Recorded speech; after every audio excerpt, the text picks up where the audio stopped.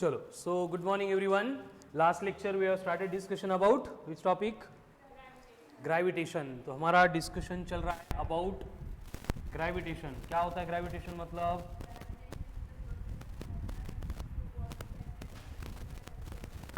Very good. मास की वजह से जो भी इंटरैक्शन होता है उसको हम बोलते हैं एज ए ग्रेविटेशन. तो ग्रेविटेशन को समझने के लिए पहले डिफाइन किया था मास को. क्या होता है मास? मतलब tendency associated with matter by virtue of which matter produces gravitational field around it. और gravitational field मतलब क्या होता है? स्पेस होता है. ठीक है. तो नेक्स्ट पॉइंट हमने देखा था दैट वाज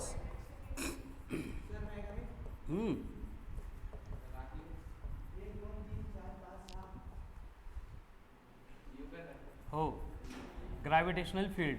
क्या होता है ग्रेविटेशनल फील्ड? मतलब space around the mass in which in your other mass will experience force of attraction. ठीक है. एंड उसके बाद में इंट्रोड्यूस किया था न्यूटन्स लॉ ऑफ ग्रेविटेशन को. Newton's law of gravitation. अब ये न्यूटन्स लॉ ऑफ ग्रेविटेशन क्या था? Every particle of matter attracts every other particle of matter with a force which is directly proportional to the product of their masses and inversely proportional to the square of the distance between them, that is F proportional to ammonium 2 upon R square. तो F equals to बनेगा G ammonium 2 upon R square. और यहाँ कितना होता है?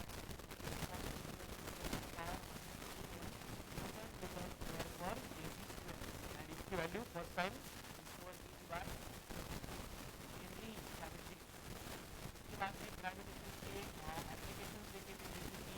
को divide करना है टू पार्ट. उसके लिए मैक्सिमम यार masses are in the ratio 1/2. उसके बाद इक्विलैटरल ट्रायंगल के तीन वर्टेक्स के ऊपर तीन मासेस प्लेस करेंगे तो एनी मास के ऊपर एक्ट होने वाला फोर्स कितना था? F नेट इक्वल्स टू था √3 टाइम्स ऑफ F.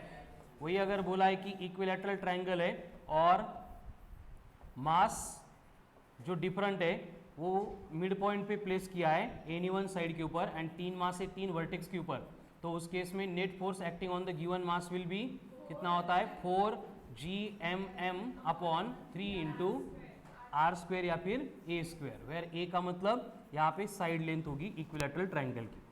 उसी तरह से अगर इक्विलैटरल ट्रायंगल के तीनों वर्टेक्स के ऊपर तीन मासेस प्लेस कर देंगे और एक फोर्थ मास होगा इसके सेंटर पे, तो उस केस में सेंटर पे जो मास है इसके ऊपर एक्ट होने वाला नेट फोर्स बनेगा 0.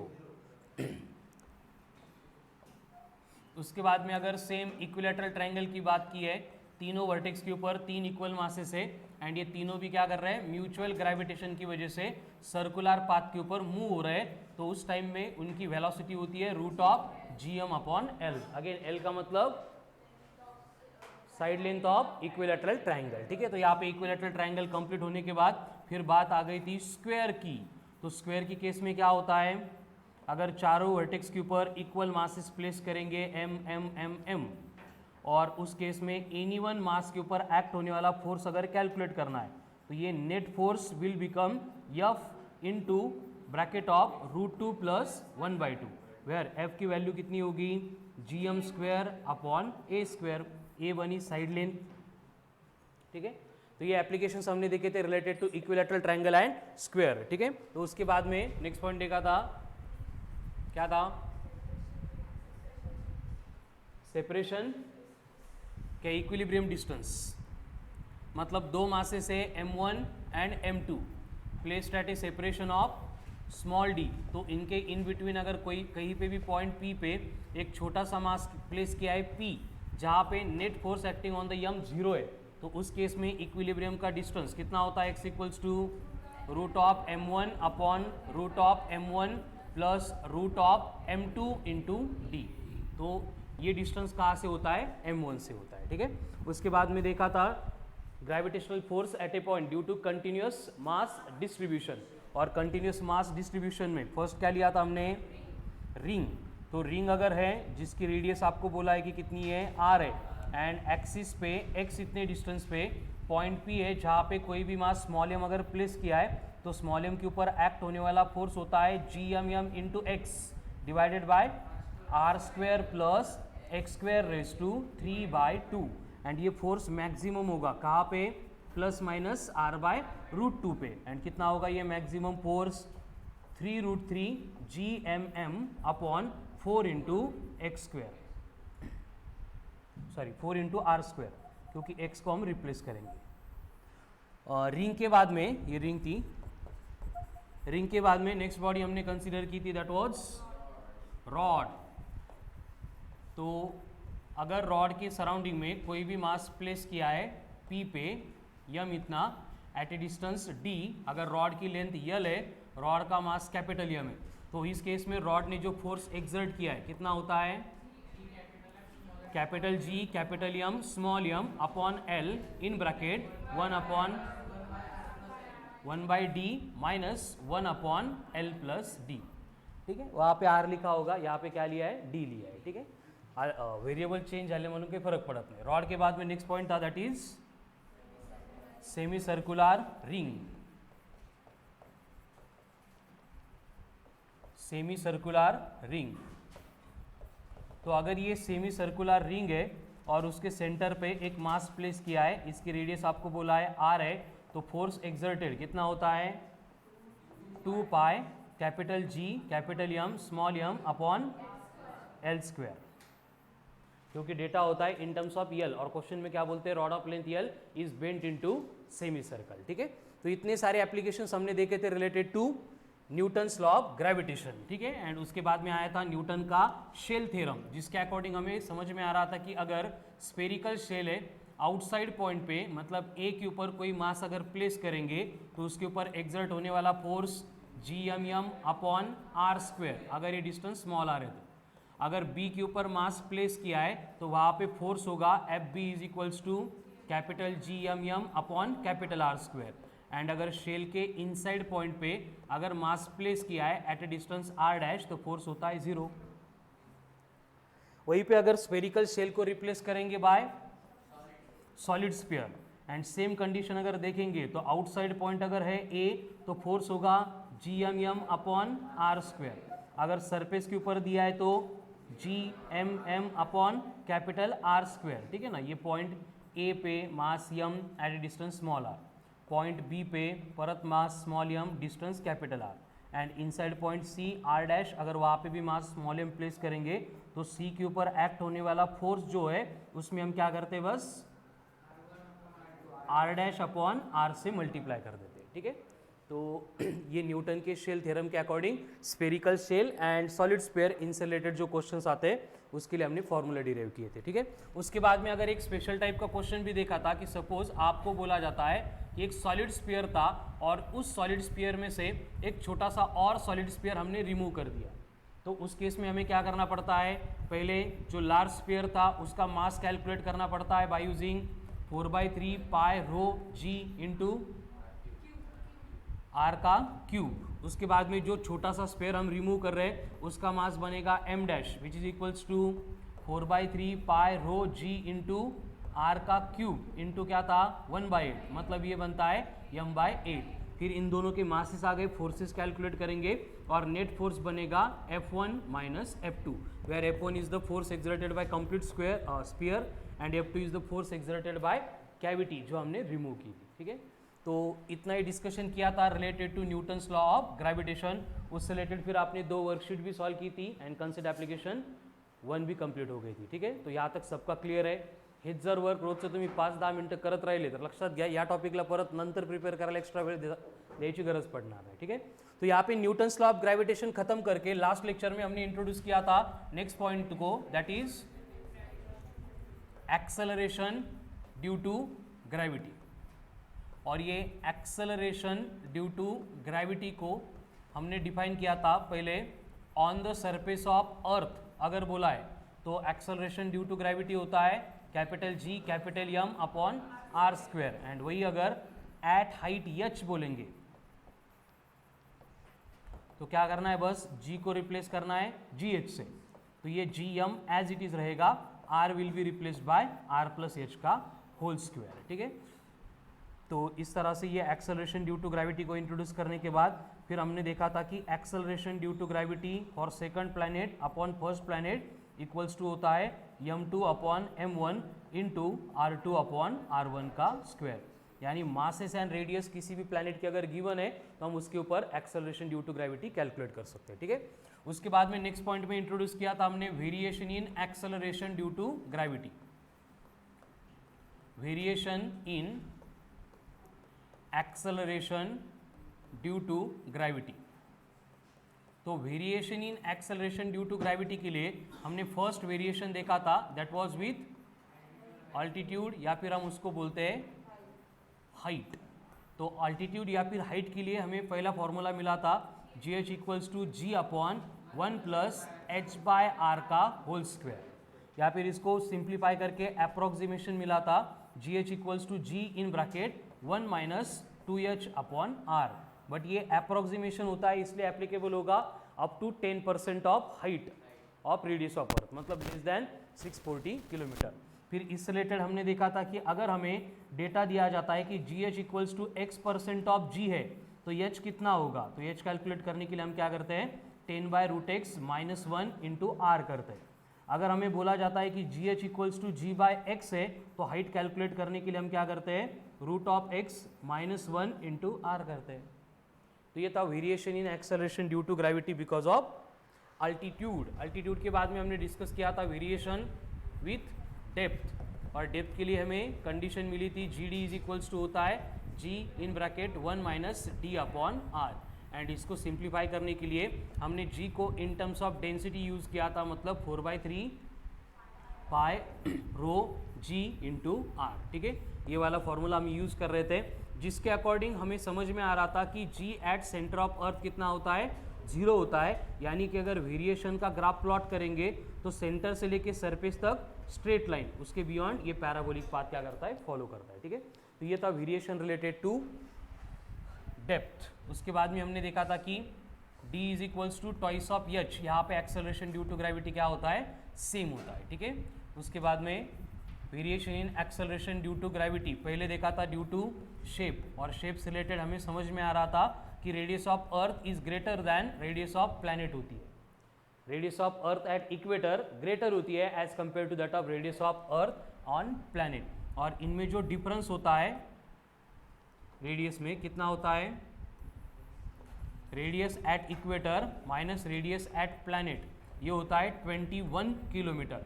एंड इसकी वजह से क्या होता है पोल के ऊपर एक्सेलरेशन ड्यू टू ग्रेविटी जो है वो इक्वेटर से ग्रेटर होता है, यानी G at pole minus G at equator ये था 0.018 मीटर पर सेकंड स्क्वायर, ठीक है। तो ये था variation in acceleration due to gravity because of ship. उसके बाद में सेम वेरिएशन देखा था रोटेशन या फिर लैटिट्यूड की वजह से, और वहाँ पे हमें समझ में आ रहा था कि बेसिकली जो G डैश होता है वो बनता है G minus R omega square cos square phi, जिसमें फाई का मतलब होता है latitude at a given place, और लैटिट्यूड का मतलब क्या था angle made by position vector with equatorial plane.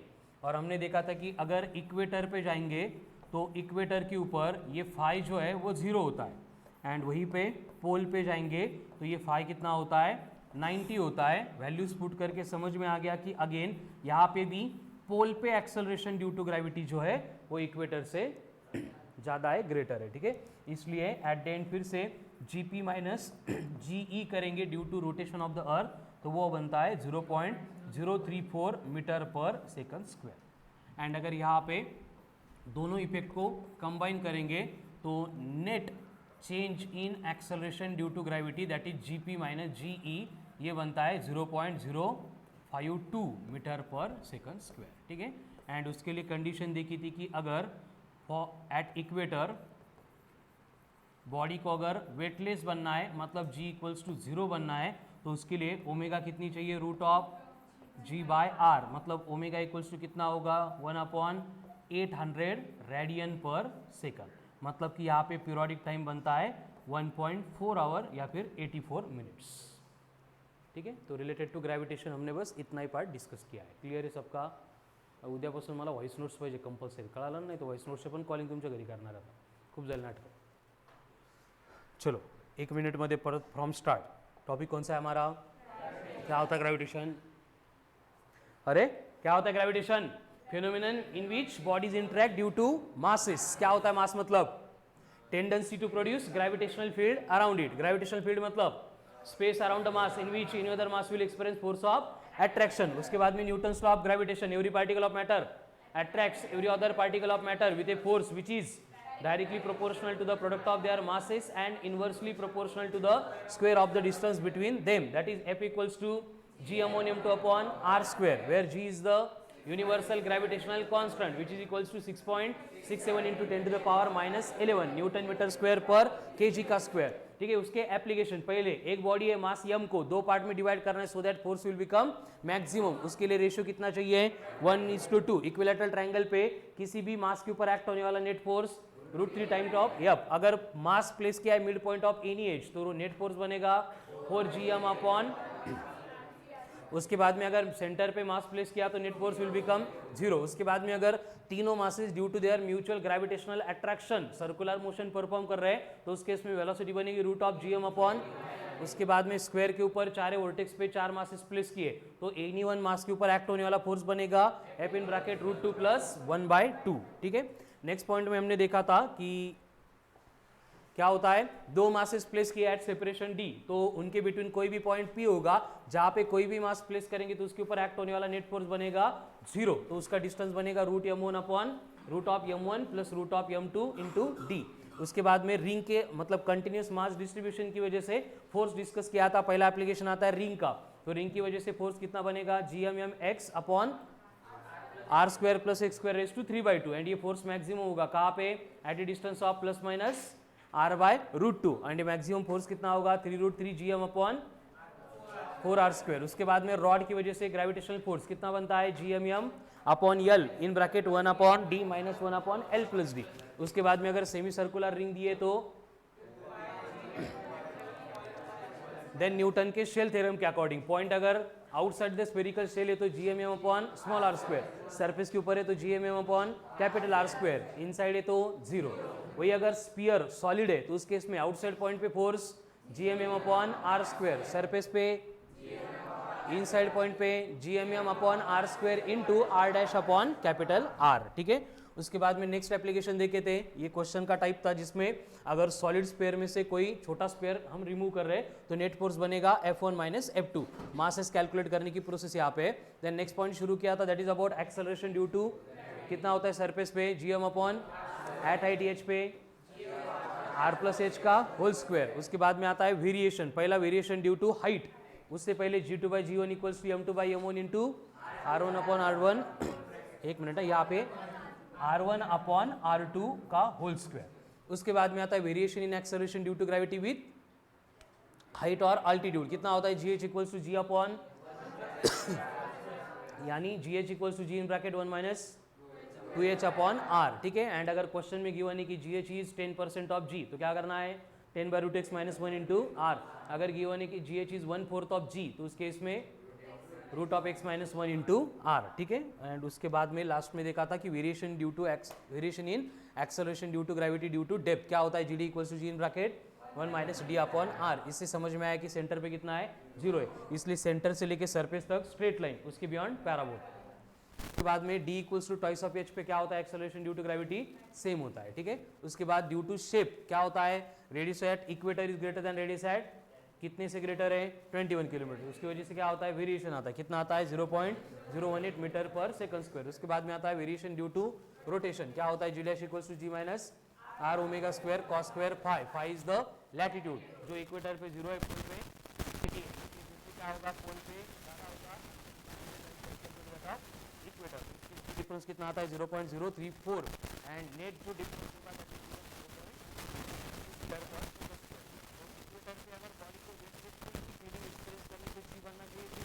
g कब 0 बनेगा? जब ओमेगा होगा √, मतलब ओमेगा = होगा 1 अपॉन मतलब पीरियोडिक टाइम बनेगा 1 पॉइंट. Very good. ठीक है. तो इसकी ग्रेविटेशन डिस्कस किया. ठीक है. तो राइट ऑन नेक्स्ट पॉइंट.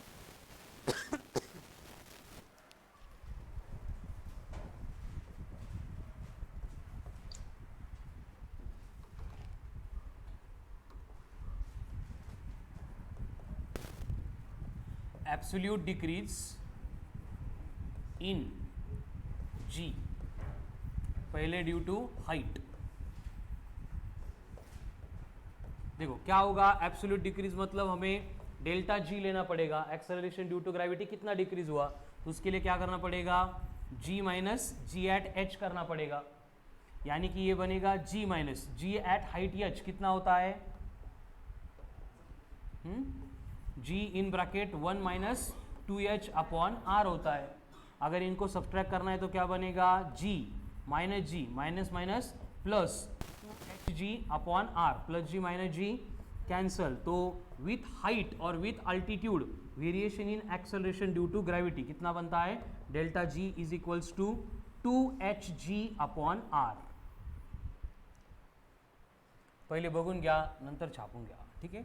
यहाँ पे हो गया एब्सोल्यूट डिक्रीज, इसके बाद में आता है फ्रैक्शनल डिक्रीज। तो ये फ्रैक्शनल डिक्रीज अगर हमें कैलकुलेट करना है तो वहां पे डेल्टा जी अपॉन जी करना पड़ेगा, बट डेल्टा जी कितना था 2hg अपॉन आर, इसको अगर g से डिवाइड किया तो क्या बचेगा 2h अपॉन आर। एंड उसके बाद में आता है परसेंटेज डिक्रीज। तो ये परसेंटेज डिक्रीज के लिए क्या करना पड़ेगा, सिर्फ डेल्टा जी बाई जी को 100 से मल्टीप्लाई करना पड़ेगा, मतलब 2h बाय आर को 100 से मल्टीप्लाई करना पड़ेगा, हो गया, ठीक है। तो ये होता है absolute decrease, fractional decrease and percentage decrease in acceleration due to gravity, due to height या फिर अल्टीट्यूड। वही सारी बातें रिपीट करेंगे ड्यू टू डेप्थ। तो डेप्थ में पहले आएगा एब्सोल्यूट डिक्रीज, वो क्या बनेगा g माइनस जी डी, यानी कि डेल्टा जी इक्वल्स टू बनेगा g माइनस जी डी, कितना होता है g इन ब्रैकेट 1 माइनस डी अपॉन आर होता है। फिर से g को अंदर मल्टीप्लाई कर देंगे तो डेल्टा g इक्वल्स टू बनेगा g minus g plus g into d upon R, तो प्लस जी माइनस जी कैंसिल होके यहाँ पे डेल्टा इक्वल्स टू क्या बन रहा है डी जी बाय आर, फिर d का मतलब depth, r radius of earth and g acceleration due to gravity on the surface of earth. अगर इसके ऊपर से हमें कैलकुलेट करना है फ्रैक्शनल डिक्रीज, तो फ्रैक्शनल डिक्रीज के लिए क्या होगा, ये डेल्टा g अपॉन g करना पड़ेगा, जो बनेगा d upon r। And finally और एक क्या होगा, परसेंटेज डिक्रीज। तो परसेंटेज डिक्रीज के लिए क्या करना पड़ेगा, delta g by g into 100 which is equals to बनेगा d बाय r इंटू 100।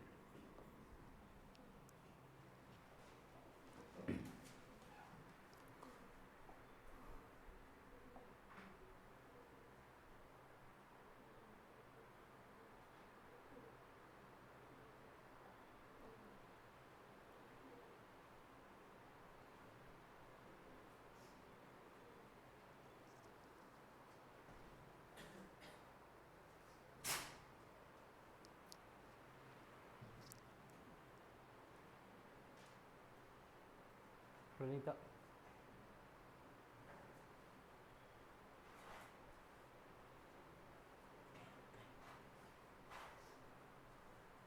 चलो हो गया। So this is all about Newton's law of gravitation and acceleration due to gravity, ठीक है। अब इसके बाद में हम डिस्कशन शुरू करने वाले हैं आज about next point, that is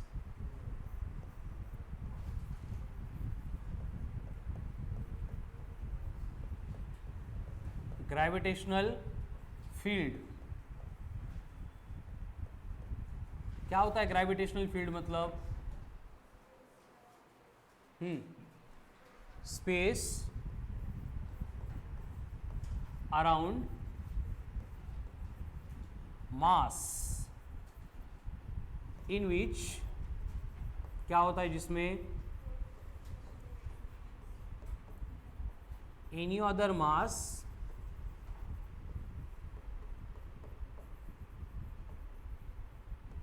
will experience force of attraction।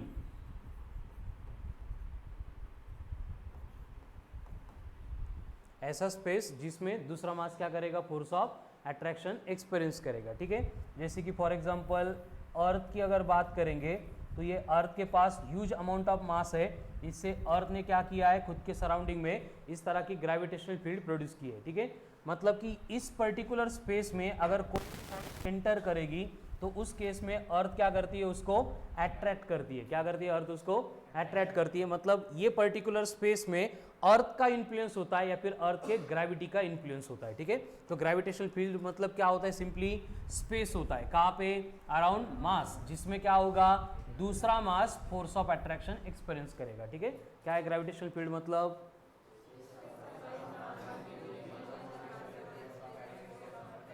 once again gravitational field,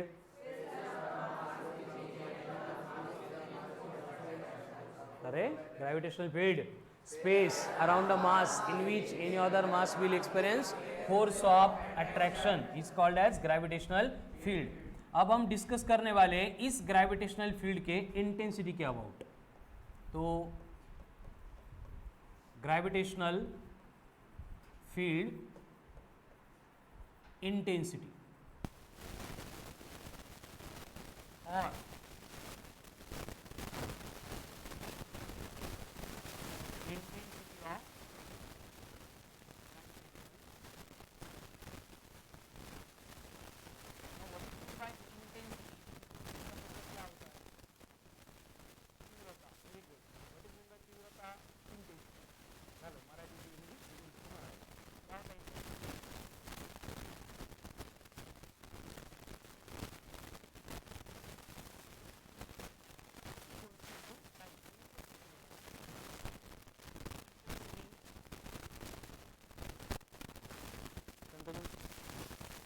amount, very good, तीव्रता is amount,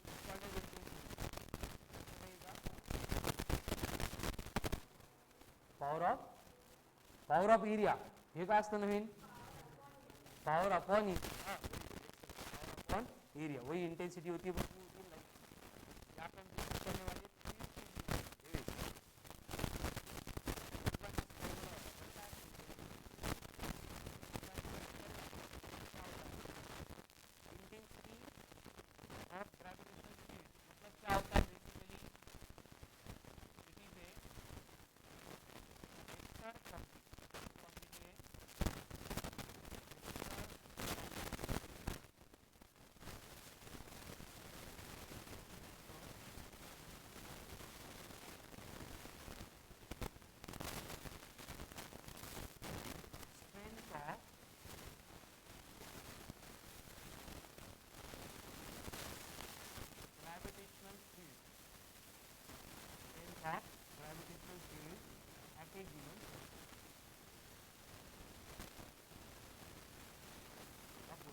Intensity of gravitational field मतलब it is a vector quantity which gives the strength of gravitational field at a given point।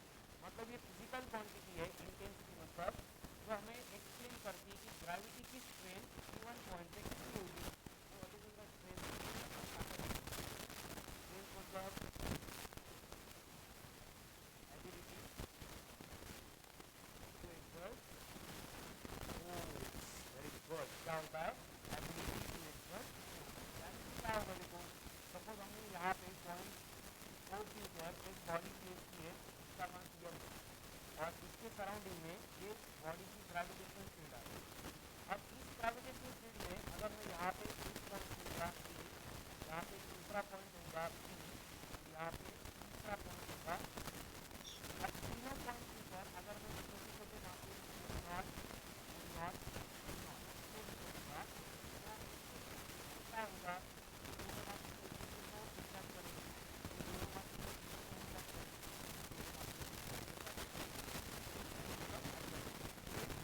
मतलब इस मास में gravitational field produce की क्या करेगा? Gravitational field में कितने सारे मासेस है उसको अट्रैक्ट करेगा। जिस मास में ग्रेविटेशनल फील्ड प्रोड्यूस की वो मास क्या करेगा?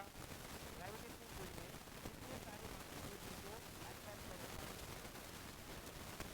क्या होगा इसका मतलब? जिस मास में ग्रेविटेशनल फील्ड प्रोड्यूस की वो क्या करेगा? ग्रेविटेशनल फील्ड में कितने सारे मासेस है उनको अट्रैक्ट करेगा। बट ये फोर्स ऑफ अट्रैक्शन हर एक मास के ऊपर सेम होगा या डिफरेंट होगा? सेम होगा या डिफरेंट होगा? डिफरेंट होगा। इसका डिफरेंस R1 है, इसका डिफरेंस R2 है,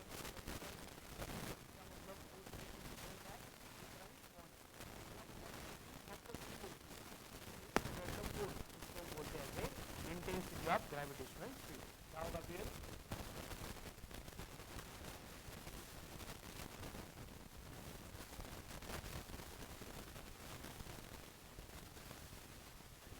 ability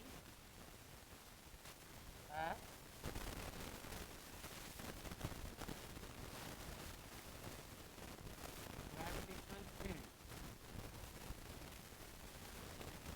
to exert force on given mass। ठीक है, क्या होती है ग्रेविटेशनल फील्ड इंटेंसिटी? मतलब ability of gravitational field to exert force on given mass and is defined by as, इसकी definition होती है force acting per unit mass। कैसे डिफाइन करते हैं हम इसको? force acting per unit mass। इसका नोटेशन होगा E इज इक्वल्स टू बनेगा F by m, vector quantity है फोर्स की तरह, इसलिए E वेक्टर इक्वल्स टू बनेगा F vector upon m, where F का मतलब कौन सा फोर्स? Gravitational force. m का मतलब मास। तो यहाँ पे SI यूनिट क्या बनेगा? न्यूटन पर केजी। देखो फोर्स है, फोर्स का न्यूटन, मास है किलोग्राम, न्यूटन पर केजी या फिर न्यूटन पर किलोग्राम। इससे डायमेंशंस क्या बनेंगे? L1 T - 2, और ये डायमेंशन सेम है, किससे सेम है? एक्सेलरेशन ड्यू टू ग्रेविटी के, यानी हम यहाँ पे लिख सकते हैं कि acceleration due to gravity and gravitational field की intensity have same formula and unit but they are different physical quantities. मतलब क्या दोनों एक नहीं है, सेम नहीं, देखा है डिफरेंट फिजिकल क्वांटिटी है बट उनका जो फॉर्मूला है, यूनिट है, डायमेंशन है, वो क्या होता है? सेम होता है। इसका मतलब acceleration due to gravity and intensity at every point will remains equal. हर बार इक्वल रहेगी लेकिन उनकी मीनिंग डिफरेंट।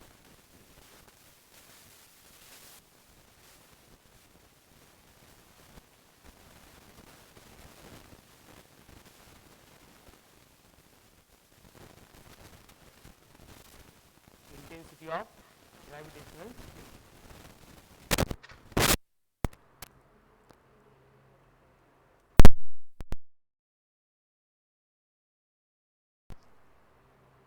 चलो हो गया लिख के?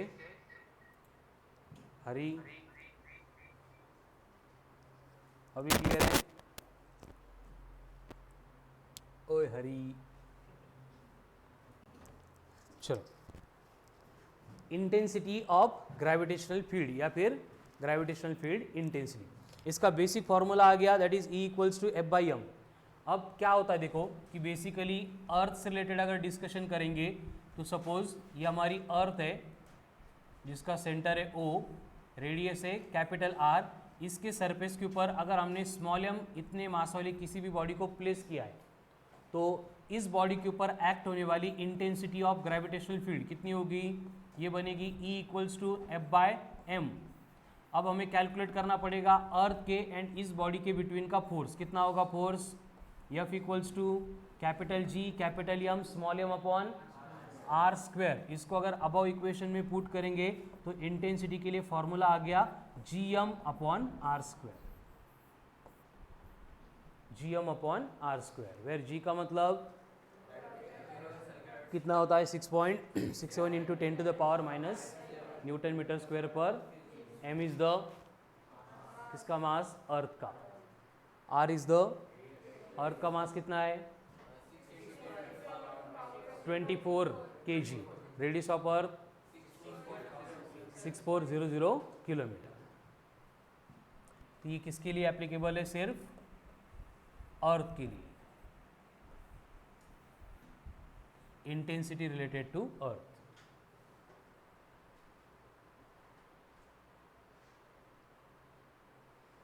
अब क्या होगा देखो, हमने ग्रेविटेशनल मतलब न्यूटन्स लॉ ऑफ ग्रेविटेशन में जितने एप्लीकेशन फोर्स के देखे थे उन सब एप्लीकेशन में अगर हमें इंटेंसिटी फाइंड करना है तो हर बार क्या करना पड़ेगा? बस फोर्स को मास से डिवाइड करना पड़ेगा। इसका मतलब अभी एप्लीकेशन एकदम सिंपल बन जाएंगे। तो यहाँ पे applications of intensity of gravitational field. अब देखो फर्स्ट एप्लीकेशन, अगर आपको बोला है कि कोई भी एक इक्विलैटरल ट्रायंगल है, इक्विलैटरल ट्रायंगल के दो वर्टेक्स के ऊपर मासेस प्लेस किए, यहाँ पे भी यम है, यहाँ पे भी यम है, इक्विलैटरल ट्रायंगल की साइड लेंथ कितनी है, एल है, एंड ये इक्विलैटरल ट्रायंगल है सपोज ए बी एंड सी, तो हमें सी के ऊपर intensity of gravitational field net कितनी होगी ये कैलकुलेट करना है।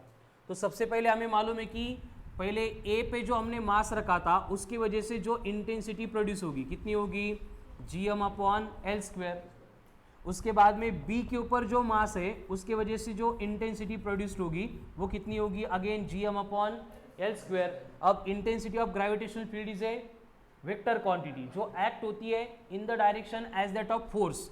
मतलब ये पॉइंट सी के ऊपर अगर कोई पॉइंट मास होता तो ये भी मास उसको अट्रैक्ट करता, ये भी मास उसको अट्रैक्ट करता।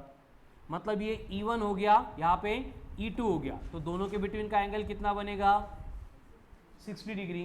तो यहाँ पे EA मतलब E1, EB 1, लेकिन ये दोनों का मैग्नीट्यूड तो सेम है, तो हम यहाँ पे लिख सकते हैं कि E1 E2 both are equals to E, और उनके बिटवीन एंगल कितना है, 60 डिग्री। तो इस केस में थर्ड पॉइंट पे एक्ट होने वाली net intensity of electric field, sorry net intensity of gravitational field कितनी बनेगी, √3 टाइम्स ऑफ E। कसा आलं हे तेच रूट ऑफ E1 स्क्वेअर, नाही कळालं,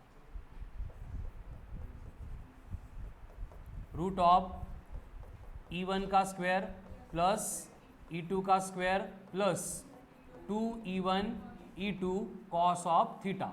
अब यहाँ पे E1 का मतलब कौन, E, E2 का मतलब E, E into E square, cos theta कितना है 60, बट कॉस 60 होता है 1/2, तो 2 एंड कॉस 60 कैंसल, तो क्या है root of E square plus E square plus E square म्हणजे root of 3 into E square, ईचं स्क्वायर स्क्वायर रूट कैंसल, तो ये फाइनली बनेगा √3 times of E।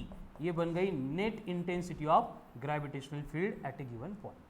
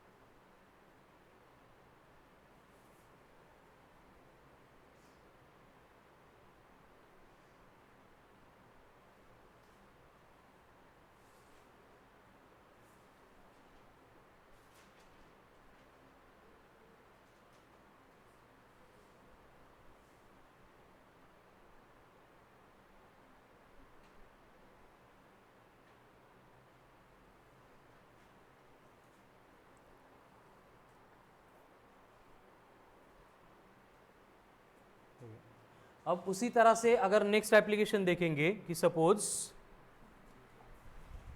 Intensity of gravitational field at a given point due to rod, तो उसके लिए फिर से एक रॉड दिया जाएगा, रॉड की लेंथ होगी अगेन L, रॉड का मास होगा M, और रॉड से पॉइंट P होगा एट ए डिस्टेंस R, जहाँ पे हमें intensity of gravitational field calculate करनी है। तो फिर से हमें क्या करना पड़ेगा, intensity of gravitational field calculate करने के लिए अगेन इस रॉड का एक छोटा सा एलिमेंट लेना पड़ेगा जिसकी लेंथ dx है एंड मास कितना है dm। तो पहले हम कैलकुलेट करेंगे कि ये dm इतना छोटा सा मास जो इंटेंसिटी प्रोड्यूस करेगा कितनी होगी, छोटी सी होगी, de इक्वल्स टू क्या होगा, g into dm upon, suppose इसका डिस्टेंस कितना है x है फ्रॉम द गिवन पॉइंट, तो क्या आएगा अपॉन x स्क्वायर। बट हम इस मास को रिप्लेस करेंगे कैसे, मास per unit length into distance से, यानी कि छोटी सी इंटेंसिटी DE इक्वल्स टू क्या बन गई, capital G capital M upon L into X square into dx। ये क्या है, intensity at a given point due to small mass, कौन सा small mass, DM. Same question अपन सोडवला आहे न्यूटन्स लॉ ऑफ ग्रेविटेशन मध्ये. ठीक है, अभी हम क्या करेंगे, इस तरह से जितने मासेस है वो पूरे मास से प्रोड्यूस होने वाली इंटेंसिटी कैलकुलेट करने के लिए E इक्वल्स टू, इसको इंटीग्रेट करेंगे. कहाँ से इंटीग्रेट करना पड़ेगा,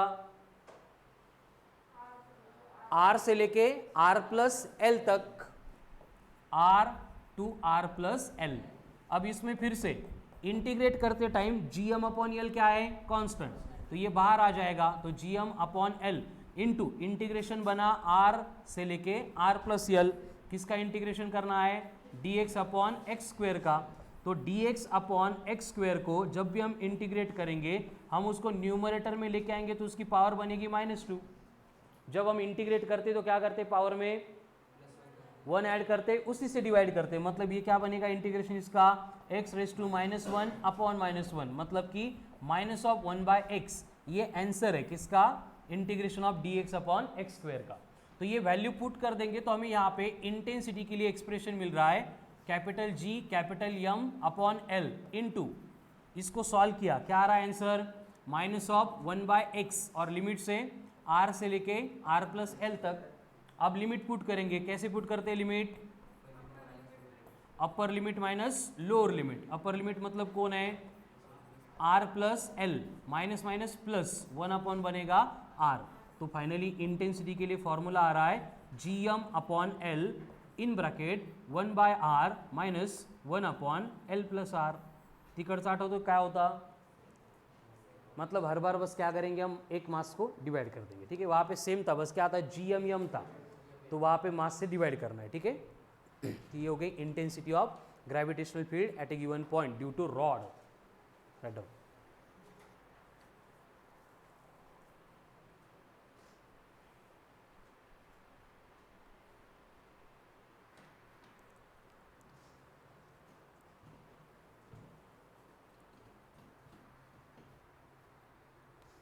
डीपीपी कोणी कोणी नहीं दिली रात्रि कालची स्टँडअप, डीपीपी नहीं देने वाले कौन कौन है,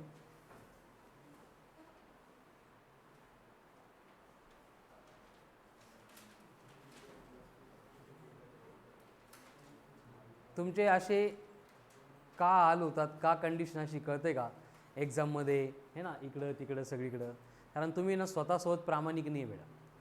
सेल्फ कमिटमेंट एक तर करत नाही, केलं तर ती फॉलो करत नाही, आणि यावर वर्क करा, नाही केलं तर मग माहितीच तुम्हाला काय होणार आहे ते. काय रिझन आहे अनिरुद्ध, हां कामत होता रात्री, काय कामं करतो रात्रीचे, रात्री कुठं बाहेर गेला होता, काही चोऱ्या दरोडे टाकतो का काही, हां बड्डे होता तर किती वाजता, 12, असंही 3 वाजेपर्यंत टाईमपास करत असतो. प्रथमेश टाईम नाही भेटला, सांग ना कारण, सांग ना रडके कारण पटपट. अथर्व,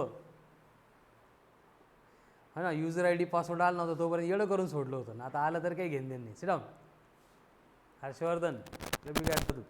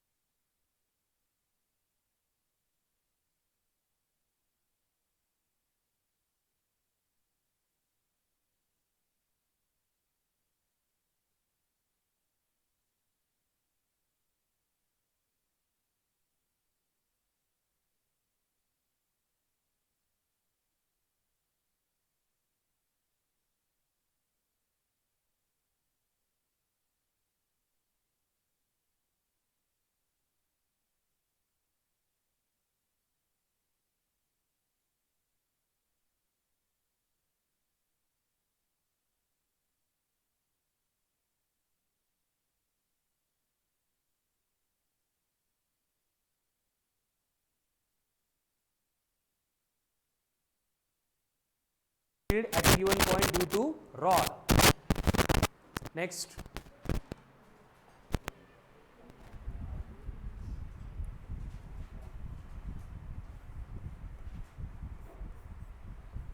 क्वेश्चन देखो, if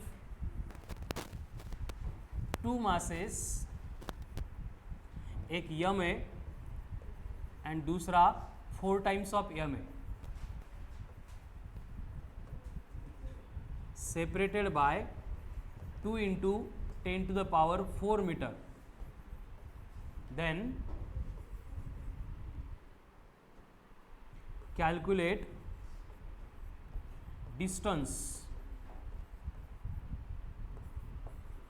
from M at which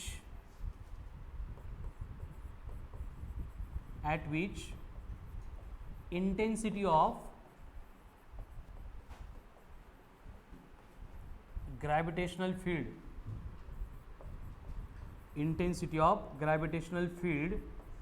will be 0.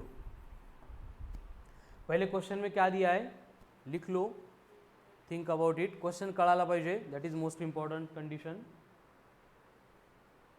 कळते का काय दिले क्वेश्चन मध्ये? एक मास है कैपिटल यम, दूसरा मास है 4 टाइम्स ऑफ यम, और इनके बिटवीन का सेपरेशन जैसे कि कितना दिया है 2 into 10 to the power 4, इसको थोड़ी देर के लिए डी बोलते हैं.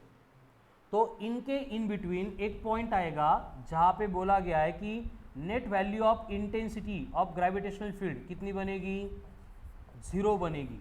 तो उस केस में ये डिस्टेंस जो होगा x, ये कितना है ये हमें कैलकुलेट करना है. ठीक है, where D is the total distance. अब उसके लिए हमें यहाँ पे सोचना पड़ेगा कि ये इंटेंसिटी 0 क्यों बनेगी.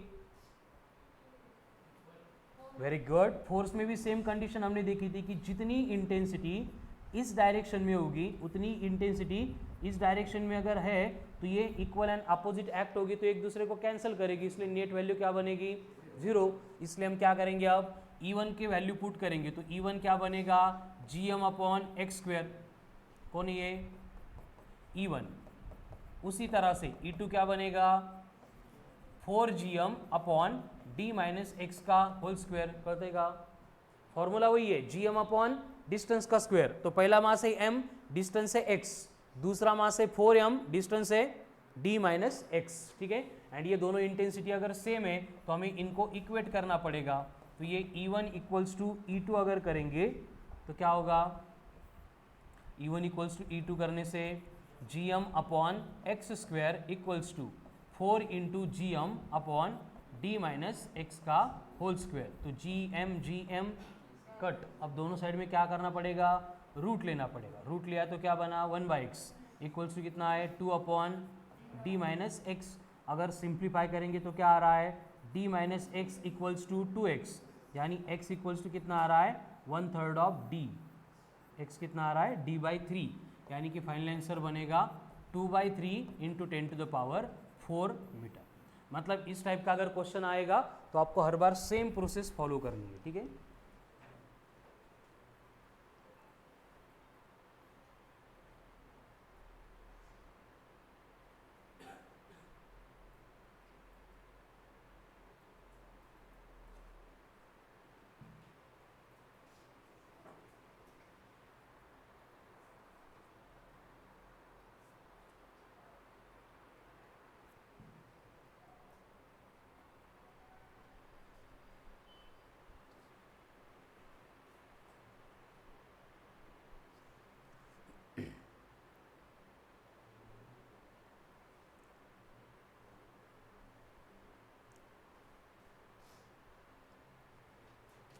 ॲट द सेम टाइम हमें मार्च में फर्स्ट 4 टॉपिक को भी कंप्लीट रिवाइज करना है. ठीक है ना, म्हणजे आपला 1 मार्च है आज.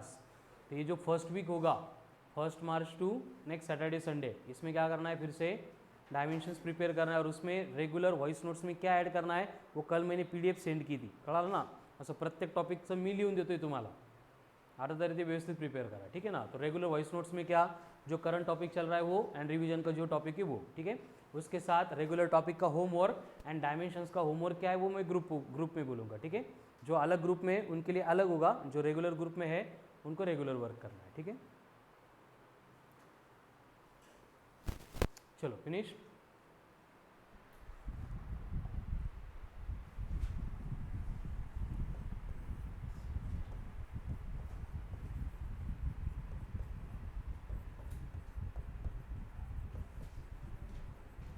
Intensity at a given point due two point mass, मतलब स्पेस में O पॉइंट है और उसके ऊपर हमने एक मास रखा है M एंड इसके सराउंडिंग में कोई भी पॉइंट दिया है P जिसका डिस्टेंस है R। तो पॉइंट P के ऊपर एक्ट होने वाली इंटेंसिटी कितनी होगी? Capital G upon capital G capital M upon R square.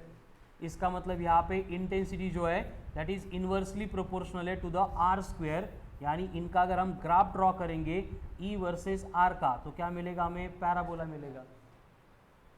उसके बाद में हम क्या करेंगे? सेम इंटेंसिटी फाइंड करेंगे ड्यू टू स्फेरिकल शेल। अब स्फेरिकल शेल का मतलब क्या होता है? होलोस्फीयर।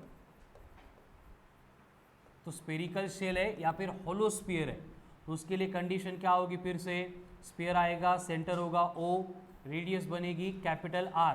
फिर हम क्या करेंगे? इंटेंसिटी फाइंड करेंगे पॉइंट A के ऊपर जो आउटसाइड है at a distance small r। उसके बाद पॉइंट B लेंगे जो सरफेस के ऊपर है at a distance capital R। फिर बाद में थर्ड पॉइंट लेंगे C जो इनसाइड है at a distance R dash. मतलब न्यूटन्स लॉ ऑफ ग्रेविटेशन में भी सेम कंडीशन हमने देखी थी, ठीक है। तो फॉर्मूले भी सेम रहेंगे, बस यहाँ पे क्या होगा?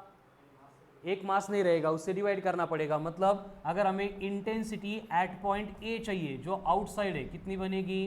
Capital G capital M upon R square.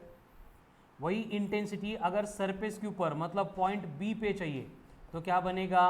GM upon capital R square.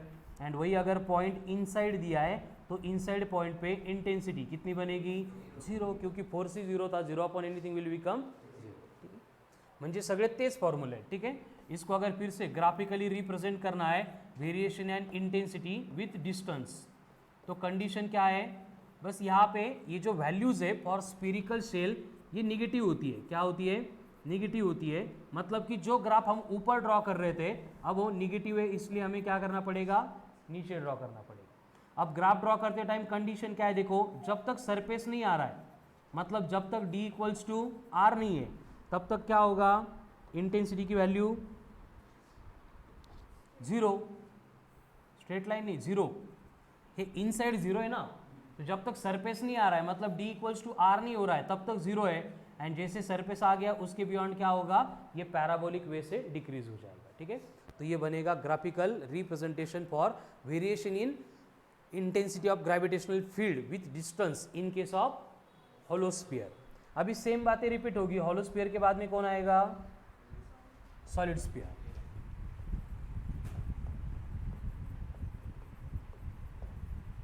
अब ये सॉलिड स्फीयर में क्या होगा? फिर से सेंटर होगा O, रेडियस होगी कैपिटल R।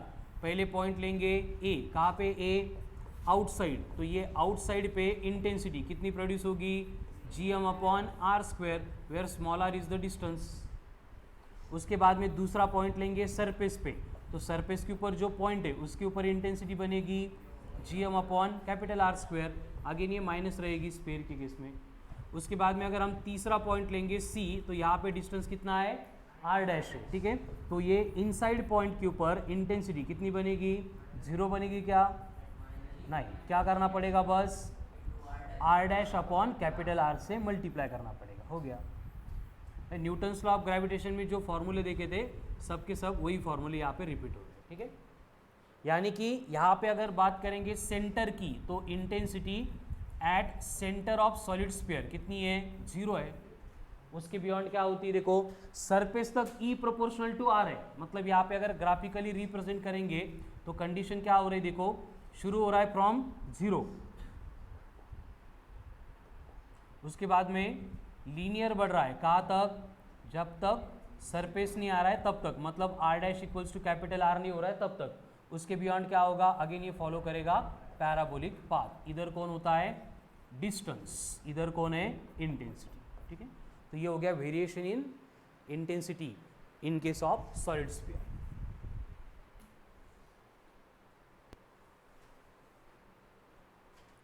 पॉइंट मास हो गया, रॉड हो गया, होलो स्फीयर हो गया, सॉलिड स्फीयर हो गया। इसके बाद में नेक्स्ट पॉइंट आएगा रिंग।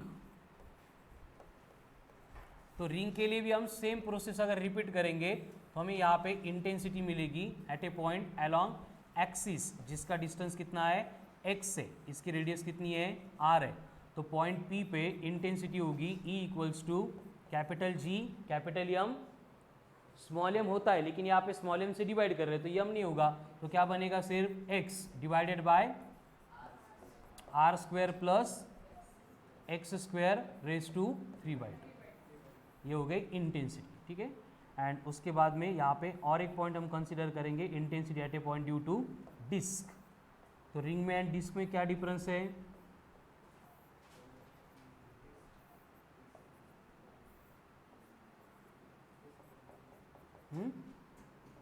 तो ये होता है 2gm upon a square in bracket 1 minus cos theta. बस यही एक एडिशनल फॉर्मूला है जो आपको यहाँ पे रिमेंबर करना है, बाकी सब तो न्यूटन्स लॉ ऑफ ग्रेविटेशन से डिराइव होते हैं, ठीक है।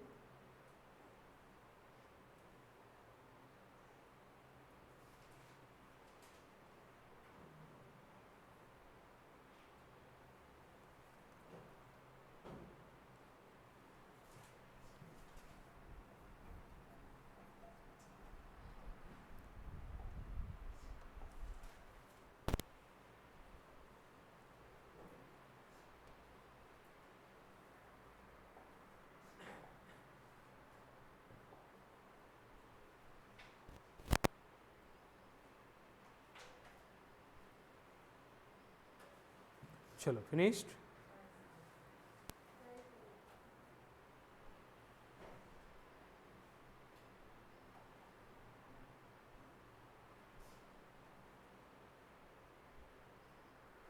अब इसकी सिमिलर कंसेप्ट आती है, that is gravitational potential. Gravitational potential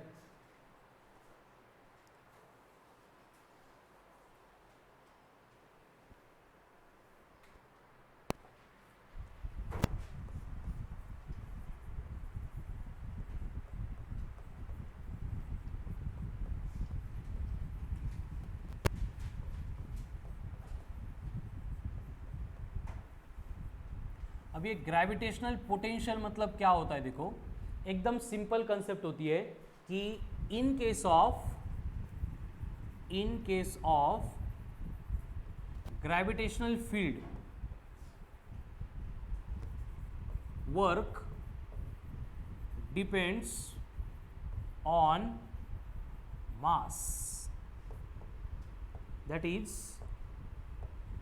इसका मतलब क्या होगा कि ग्रेविटेशनल फील्ड में जो भी हम वर्क डन करते हैं वो मास के ऊपर डिपेंड करता है। कैसे डिपेंड करता है? जैसे फॉर एग्जांपल मला ह्या पेनला फेकून द्यायचं आहे एंड इसके बाद में बेंच को उठा के फेंकना है, तो दोनों केस में वर्क डन सेम हो गया, डिफरेंट होगा? क्यों डिफरेंट हो गया? दोनों का मास डिफरेंट है, ठीक है। तो वही सिंपल कंसेप्ट है कि in case of gravitational field work done mass के ऊपर डिपेंड करता है, यानी मास बढ़ गया वर्क डन बढ़ेगा, मास कम हो गया वर्क डन कम होगा, ठीक है। फिर यहाँ पे हम क्या करेंगे? W is equals to V into M, एक कांस्टेंट ऑफ प्रोपोर्शनलिटी यूज करेंगे और ये V इक्वल्स टू बनेगा फिर W बाय एम, यानी work done per unit mass, and इसी V को बोला जाता है एज ए ग्रेविटेशनल पोटेंशियल, ठीक है। बस हर बार ये V जो है वो माइनस होगा। क्यों माइनस होगा? क्योंकि हमने लास्ट टॉपिक में देखा था कि ग्रेविटी की केस में जहाँ पे ग्रेविटेशनल फोर्स होता है वर्क डन मतलब डिस्प्लेसमेंट उसके अपोजिट होता है, इसलिए वर्क डन क्या होगा? निगेटिव होगा। वर्क डन निगेटिव, इसलिए V भी क्या बनेगा? निगेटिव बनेगा। तो V इक्वल्स टू बनता है minus of W by M. अब इसका ऐसा यूनिट क्या होगा? वर्क डन अपॉन मास है, वर्क डन का यूनिट जूल, मास का यूनिट केजी, किलोग्राम, तो जूल पर किलोग्राम, ये बन गया इसका ऐसा यूनिट, ठीक है। डायमेंशंस क्या होंगे? L2 T माइनस, ये बन गए डायमेंशंस फॉर पोटेंशियल। कौन सा potential? Gravitational potential.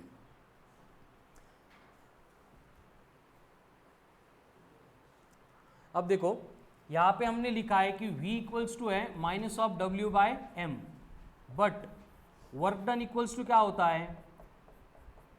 Work done होता है force vector dot displacement vector, यानी हम यहाँ पे V को ऐसे भी लिख सकते हैं F vector dot D are का वेक्टर डिवाइडेड बाय m, ये माइनस में है, बट यहाँ पे जो f वेक्टर बाय m आ रहा है इसको हम क्या बोलते हैं?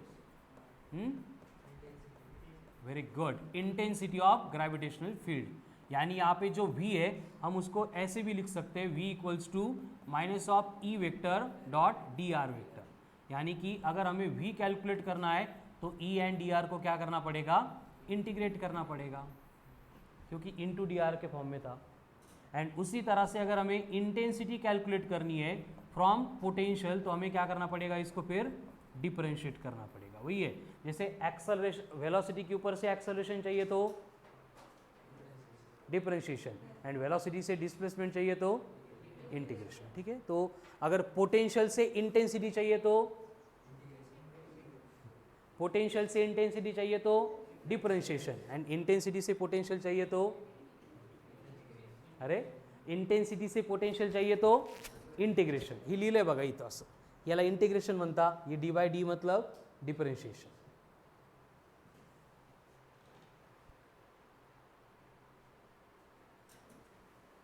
अथर्व कसा मरगळलेला आहे तू?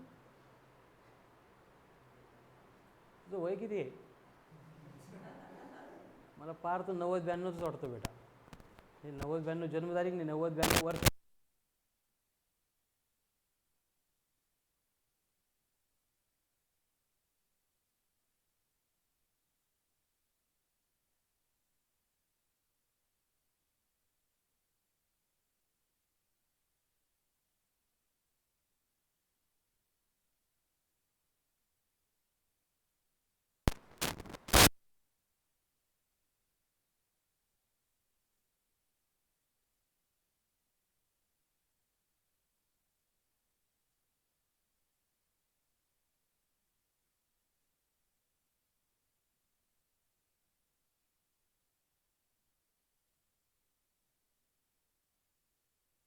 चलो हो गया।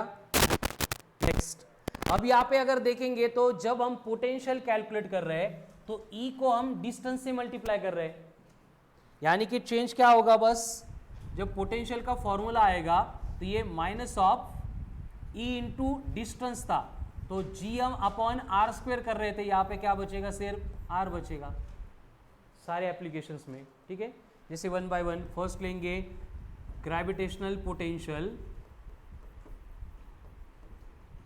Gravitational potential due two point mass, due two point mass मतलब यहाँ पे O है, यहाँ पे हमने m इतना मास प्लेस किया है, एंड ये पॉइंट P है एट अ डिस्टेंस r, और पॉइंट P पे हमें पोटेंशियल चाहिए, तो कितना बनेगा पोटेंशियल?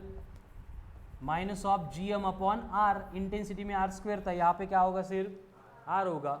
उसके बाद में सारे एप्लीकेशंस हम रिपीट करेंगे। पहले पॉइंट मास हो गया, उसके बाद में आएगी स्फेरिकल शेल। स्फेरिकल शेल को हम क्या बोलते हैं? होलोस्फीयर। स्फेरिकल शेल है या फिर होलोस्फीयर है। पहला पॉइंट कहाँ पे होगा? A, आउटसाइड, कितनी डिस्टेंस पे? R, तो इसके ऊपर पोटेंशियल कितना बनेगा? V at A minus of gm upon R। दूसरा कहाँ पे होगा? सरफेस पे, मतलब उसका डिस्टेंस कितना होगा? तो VB इक्वल्स टू बनेगा minus of gm upon capital R। तीसरा पॉइंट कहाँ पे होगा? इनसाइड C, उसका डिस्टेंस कितना है? R डैश, तो इसके लिए पोटेंशियल कितना होगा? इनसाइड द स्फेरिकल शेल है, कितना होगा? 0 नहीं होगा, एवढंच एक लक्षात ठेवायचं फक्त। इंटेंसिटी 0 होती है बट पोटेंशियल जो है it remains same inside any point, और ये कितना बनेगा? gm upon r। ये क्या होता है? कांस्टेंट होता है, चेंज होता ही नहीं। असं का झालं? उसका रीजन क्या है? देखो, जब इंटेंसिटी प्रोड्यूस होती है स्फीयर की वजह से तो उस पॉइंट के अंदर मास चाहिए, क्योंकि इंटेंसिटी वेक्टर क्वांटिटी है, बट ग्रेविटेशनल पोटेंशियल क्या है? स्केलर क्वांटिटी है, तो इसको फर्क नहीं पड़ता है पोटेंशियल अंदर का मास प्रोड्यूस कर रहा है या बाहर का मास प्रोड्यूस कर रहा है। इसलिए स्फेरिकल शेल के अंदर एवरी पॉइंट पे ग्रेविटेशनल पोटेंशियल कितना होता है? Minus of gm upon r, ये सेम होता है। अब इसको ग्राफिकली रिप्रेजेंट करना है तो क्या होगा ग्राफ में? देखो, जब तक सेंटर से लेके सरफेस नहीं आ रहा है तब तक कांस्टेंट है, मतलब ये ग्राफ जो है स्ट्रेट लाइन होगा, लेकिन जैसे सरफेस आ गया उसके बियॉन्ड क्या होगा, ये डिक्रीज होगा पैराबोलिक पाथ फॉलो करके। ये क्या है, ये d is equals to R, surface पे आने तक ये पोटेंशियल वर्सेस डिस्टेंस का ग्राफ। अब ये स्फेरिकल शेल हो गई या फिर हॉलो स्फीयर हो गया, इसकी सिमिलर क्या आएगा आगे, सॉलिड स्फीयर। तो सॉलिड स्फीयर में क्या होगा, क्या माहिती क्या होगा, आउटसाइड पॉइंट है तो minus of G M upon small R, surface के ऊपर है तो right down next, potential at a point due to solid sphere.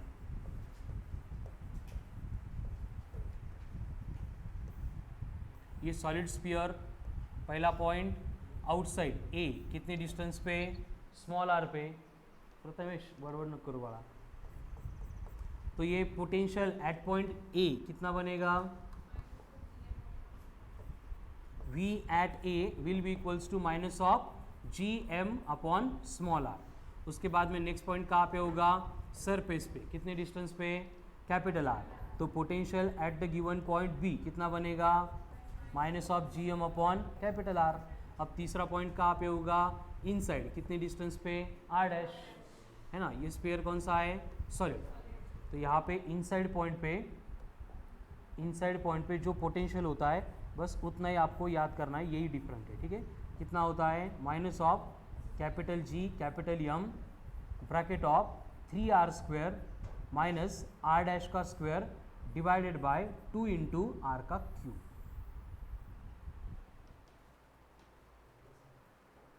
हे का आपण परत तेच अरेंजमेंट करतो जैसे इंटेंसिटी के लिए करते हैं ना, ये छोटा सा मास लेते हैं, फिर एम डैश कैलकुलेट करते हैं बाय यूजिंग 4/3 पाई रो, फिर उसको m/8 m/ जो भी आएगा उसके फॉर्म में कन्वर्ट कर दो। G M in bracket 3 into R square minus R dash square upon 2r का क्यूब। हा आर है रैबिटचा, ऋषिकेशचा, ठीक है, 2r का क्यूब। अब यहाँ पे हमें इसको ग्राफिकली प्लॉट करना है। तो ग्राफिकली प्लॉट करने के लिए देखो, हम पहले कंडीशन कंसीडर करेंगे सेंटर के लिए। तो एट सेंटर आर डैश कितना बनेगा, 0 बनेगा। यहाँ पे अगर आर डैश 0 है तो फॉर्मूले में v कितना बचेगा, minus of 3/2 capital G capital M upon capital R. इकडे बघा, आर डैश 0 हो गया तो 3r square upon 2r cube है, तो आर स्क्वायर कट हो गया, सिर्फ 3/2 बचा, तो minus of 3/2 G M upon R. ये पोटेंशियल होता है कहाँ पे, सेंटर पे, किसके, सॉलिड स्फीयर के। तो इसलिए क्या होगा, जब हम इसको ग्राफिकली प्लॉट करेंगे तो ये ग्राफ इस तरह से वेरी करेगा, ये रहेगा सेंटर के लिए मैक्सिमम। उसके बाद में ये बनेगा surface, v versus r distance. Solid sphere हो गया, हॉलो स्फीयर हो गया, उसके बाद में कौन आएगा, रिंग।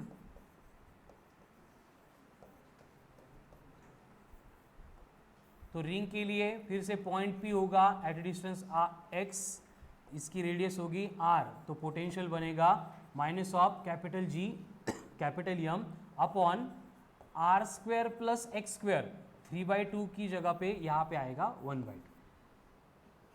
फिर से क्यों, क्योंकि डिस्टेंस से मल्टीप्लाई कर रहे हैं, तो 3/2 में से 1 सब्सट्रैक्ट होगा, 3/2 माइनस 1 1/2, तो minus of G M upon R square plus x square raise to 1/2।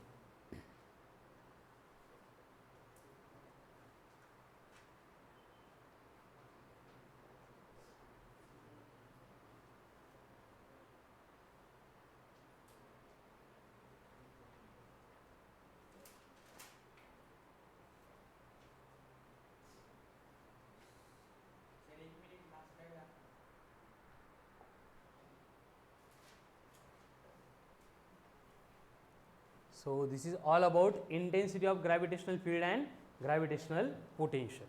ठीक है, write down next point. पुढचा पॉईंट ना घेतो ना, तोच घेतो, बरं मला वाटलं पुढचा पॉईंट घ्या म्हणतोय। Gravitational potential energy. प्रज्वल कधी आला तू,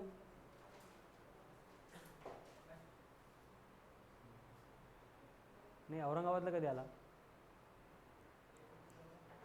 तू लेक्चरला का नाही regular?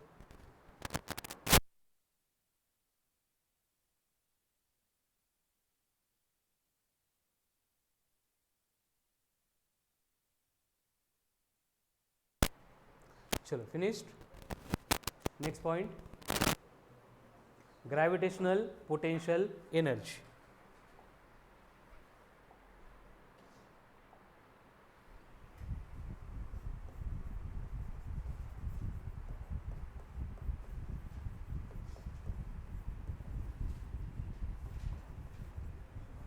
Gravitational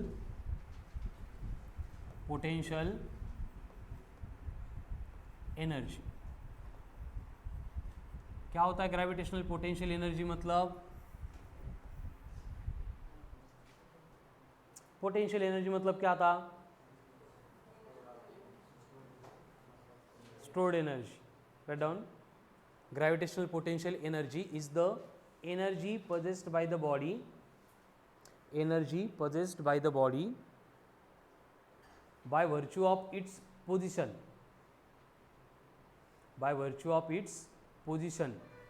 in gravitational field, by virtue of its position in gravitational field, position in gravitational field. कळतं का काय लिहिलं ते? मतलब ग्रेविटेशनल फील्ड में बॉडी की जो पोजीशन है उसकी वजह से जो एनर्जी होगी that will be the gravitational potential energy. यानी कि देखो सपोज हमारी अर्थ है और ये अर्थ के रिस्पेक्ट में हम एक बॉडी है जिसको यहाँ पे कंसीडर करेंगे अर्थ के सरफेस के ऊपर, दूसरी बॉडी है उसको सरफेस के ऊपर h इतने हाइट के ऊपर लेके जाएंगे. तो इन दोनों की पोजीशन ग्रेविटेशनल फील्ड में सेम या डिफरेंट है? डिफरेंट है. इसका मतलब इनकी जो एनर्जी होगी वो भी क्या होगी? डिफरेंट होगी. तो पोजीशन बदल गई तो एनर्जी बदलती है. मतलब पोजीशन की वजह से बॉडी के पास जो एनर्जी होती है उसको बोला जाता है ग्रेविटेशनल पोटेंशियल एनर्जी. ठीक है. अब ग्रेविटेशनल पोटेंशियल एनर्जी कैलकुलेट करने के लिए हमें सिर्फ वर्क डन चाहिए, क्योंकि वर्क डन ही क्या होता है? पोटेंशियल एनर्जी के फॉर्म में स्टोर होता है. अब जब वर्क डन होता है तो वर्क डन मतलब क्या होता है? फोर्स इंटू तो F vector dot D R vector होता है. ठीक है. तो यहाँ पे एफ मतलब कितना होगा? अगर ग्रेविटी दी है तो G M M upon R होगा. क्या आर स्क्वायर होगा? यानी कि work done is equals to क्या बनेगा? इंटू डी आर, मतलब डिस्टेंस से मल्टीप्लाई कर रहे हैं. या फिर अगर इसको इंटीग्रेशन के फॉर्म में रखेंगे तो ये बस माइनस लेना पड़ेगा. क्यों माइनस? क्योंकि ग्रेविटी की केस में ग्रेविटेशनल फील्ड की डायरेक्शन एंड डिस्प्लेसमेंट की डायरेक्शन क्या होती है? अपोजिट होती है. तुला भयानक एक्सप्रेशन देतो प्रथमेश, तुला माहित नाही घे असं का बरं करतो येण्यासारखा? हे अपोजिट निगेटिव्ह का घेतो आपण? कळाल ना? असं बेटा मी सांगितलं ना तुला, तुला नाही जरी कळालं लेक्चर नंतर येऊन तू डिस्कस करत जा. तो तोंड पाहायला मला भीती वाटते माहिती का?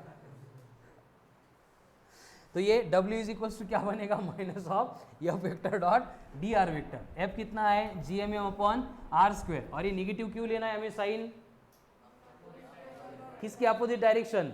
फोर्स एंड डिस्प्लेसमेंट की. तो ये W इज इक्वल्स टू बनेगा minus of capital G capital M small m upon R square into D R. फिर अगर इसको सिंप्लीफाई करेंगे तो क्या होगा? Minus of capital G capital M small m into integration of D R upon R square. क्या आएगा फिर से? माइनस ऑफ 1 अपॉन आर आएगा. अब लिमिट कहाँ से? इन्फिनिटी से लेके आर तक, इन्फिनिटी से लेके आएंगे बॉडी को. तो यानी कि फाइनली ये वर्क डन जो है वो बन जाएगा minus of G M M upon R. And यही वर्क डन स्टोर होगा in the form of potential energy. तो पोटेंशियल एनर्जी बन गई minus of G M M upon small R. तो ये होता है expression for gravitational potential energy at a given point. अब अगर ये पोटेंशियल एनर्जी है तो इसका ऐसा यूनिट क्या होगा? जूल. डायमेंशंस क्या होंगे? L2 M1 T माइनस 2 हो गया. स्केलर है वेक्टर है? एनर्जी वेक्टर होती है क्या? एनर्जी क्या होती है? Scalar quantity.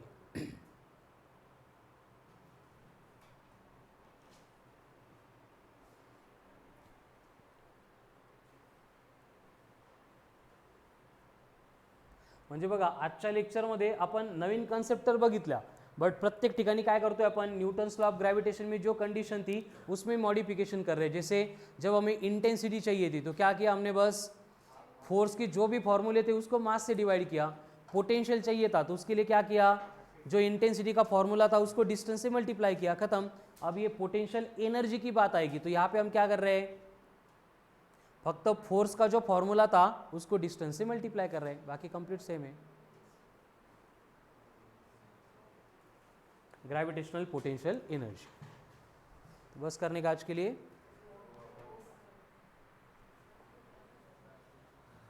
ठीक है, चलो मॉड्यूल निकालो. आज का होमवर्क